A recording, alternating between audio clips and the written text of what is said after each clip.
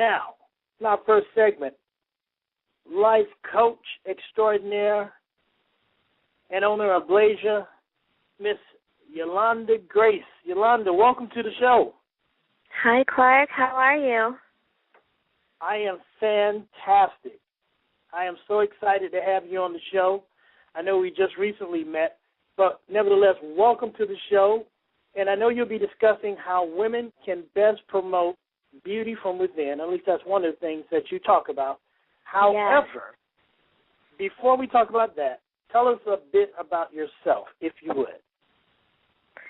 Well, Clark, as you stated, I am a life coach.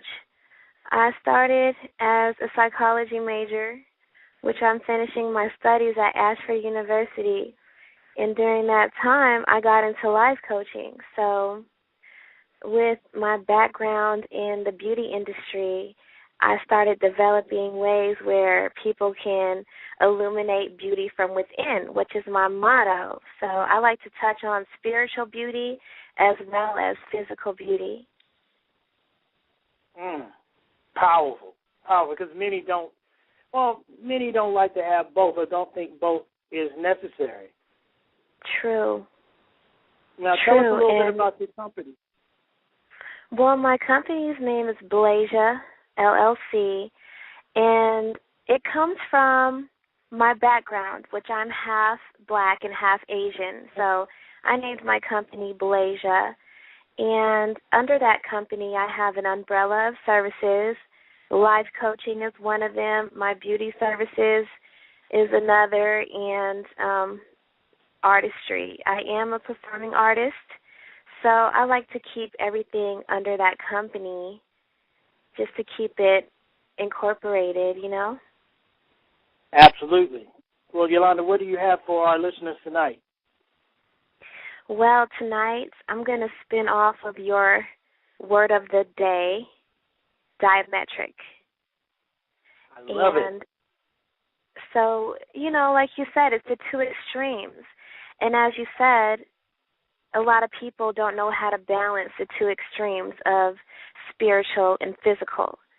So I'm going to talk about how to begin to even find your purpose and live your life guilt-free, because a lot of guilt comes from balancing your humanity and your spirituality. So with the diametric of it, the two extremes, we need to know that first. And so in order to do that, I had to humble myself down and tell myself that without God, I am nothing. So that's the first step, you know, just really realize who you are. You must first give yourself up, you know, and become nothing so God can mold you, you know, how we nullify that diametric and we come down to earth. And then once we're there and we're at peace, a lot of times we let other outside influences begin to try to tell us what we need, whether that may be the media, society, our parents, our peers, our spouses. But you know what? Don't let other people's faith and opinions determine your purpose. You know? If you have that inner peace, knowing that you're only human and being okay with that, don't base yourself off of other people. Accept yourself for who you are. And once you do that, you know the areas that you're good in, and you know the things that you need to work on, you know? So don't let anybody keep you condemned. Just go ahead and try to improve every day. And, you know, once you kind of get that rapport with yourself and with God, you start to realize what comes naturally to you. And a lot of times this is where the struggle is.